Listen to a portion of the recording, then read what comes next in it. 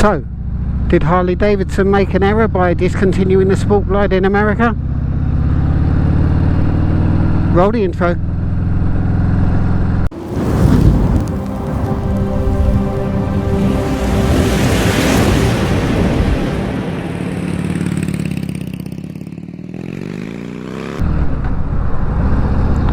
Morning and welcome to another video, and today I'm just going to be discussing did Harley Davidson miss a trick by discontinuing the Sport Glide in America?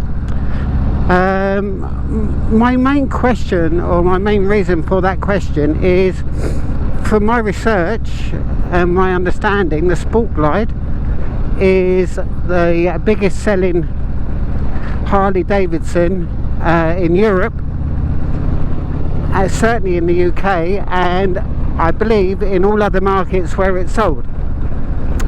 So why is it so popular everywhere else, but in America it was a flop?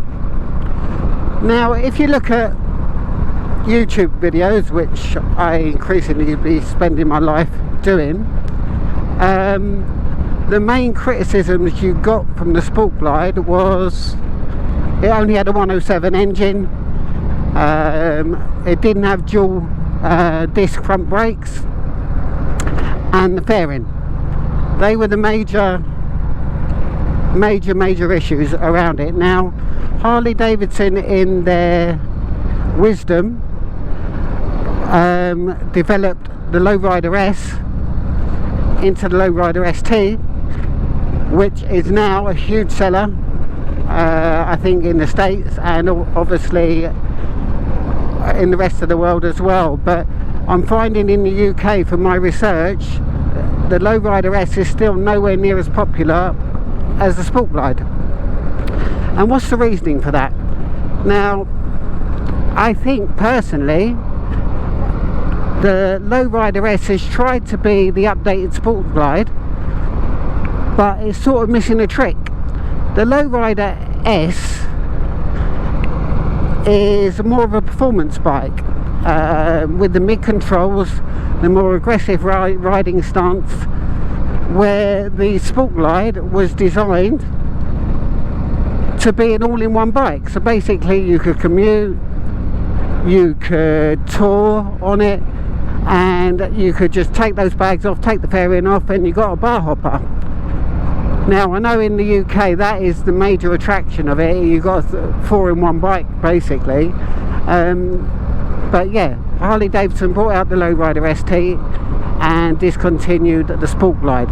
Now, my issue is, why did they not just enhance the Sport Glide? Why did they not give it dual disc front brakes? Although, to be fair, I don't think it needs it for the type of bike it is. It's not the performance bagger that the Lowrider ST is trying to be, or the performance bike Lowrider ST is trying to be. So I would question the validity of the dual disc front brakes. But why didn't it give it the 107 engine? The 117 or the 114 engine. If it had given the 114 or 117 engine, I think you have got the perfect bike, to be fair, because it's like, again, what it does, it gives you absolutely everything you want, but it also is giving you the upgrading power. Now, the pros and cons that I can see from the Lowrider ST as opposed to the Sport Glide. Now, Lowrider ST, as I've mentioned, has got the dual disc front brakes. It has got the FRXT style fairing. It's got the quick detachable bags, and it's got the 117 engine. So if you roll that back compared to the Sport Glide, it's got the forward controls, or mid forwards, so it gives a more relaxed riding style. It's got the quick detach bags, Now the fairing at the front is a either love it or hate it situation.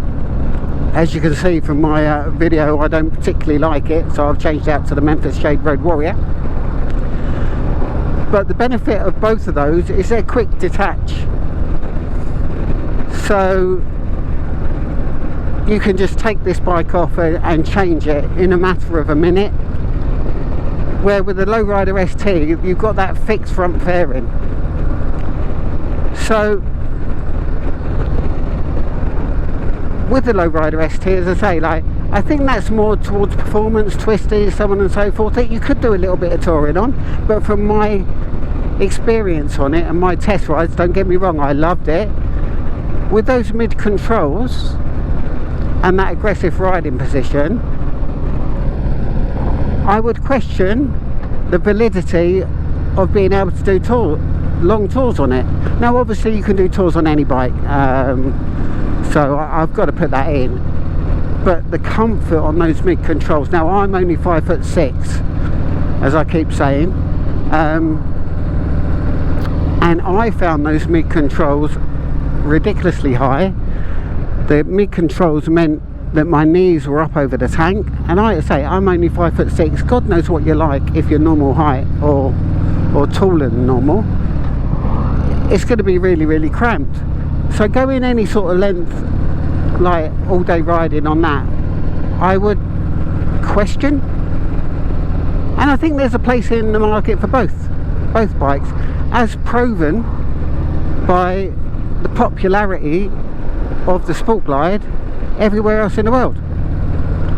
I just don't get it. I think they've missed a trick. Now I do understand on Harley Davidson's side that they'll say, oh well, our market is more for the big touring bikes. The roads are set out for the big touring bikes, where in Europe and other places in the world aren't necessarily. We haven't got the vast spaces that the States have got.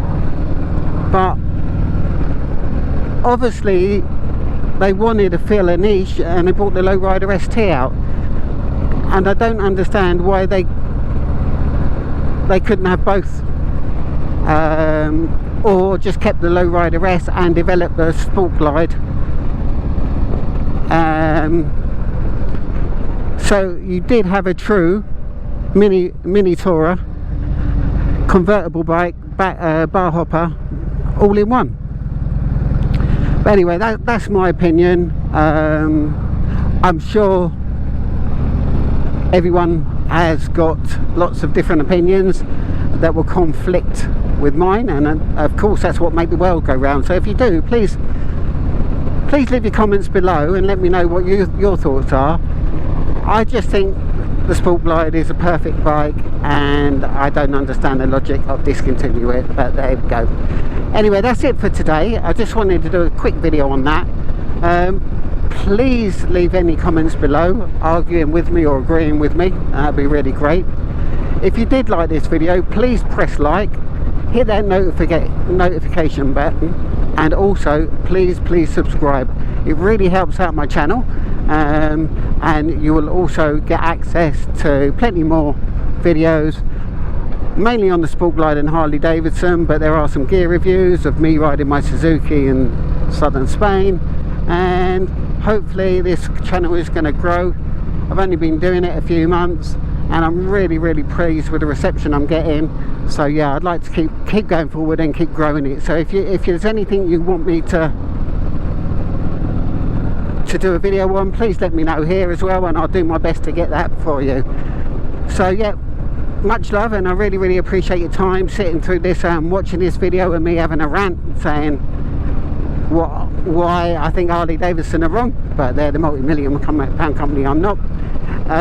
But yeah, really appreciate it. In the meantime, well, I hope to see you next time, but in the meantime, ride safe, stay safe, and I'll catch you next time. Take care.